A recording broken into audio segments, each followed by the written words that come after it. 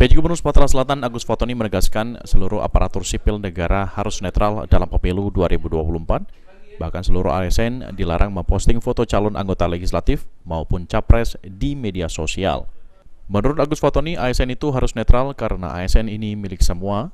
ASN yang kedapatan melanggar akan diperiksa pihak inspektorat dan dikenakan sanksi mulai dari teguran hingga pencopotan jabatan. Larangan itu untuk menjaga integritas dan profesionalisme serta bersikap netral para ASN di seluruh wilayah.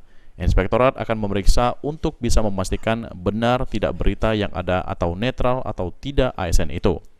Adapun larangan bagi para ASN tersebut diantaranya menjadi peserta kampanye, menggunakan atribut partai, berkampanye dengan menggunakan fasilitas negara, kemudian membuat keputusan atau tindakan yang menguntungkan salah satu pasangan calon, baik itu sebelum, selama, dan sesudah kampanye.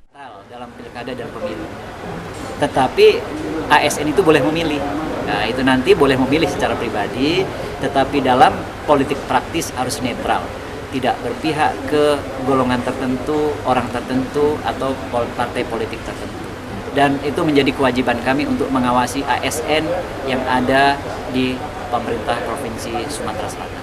Untuk sanksinya sendiri Pak, kalau ada ditemukan pelanggaran? Sanksinya sudah diatur, ada sanksi ringan, sanksi sedang, sanksi berat, dan ada mekanismenya. Kalau ada pelanggaran nanti ada inspektorat di internal kita yang akan memeriksa.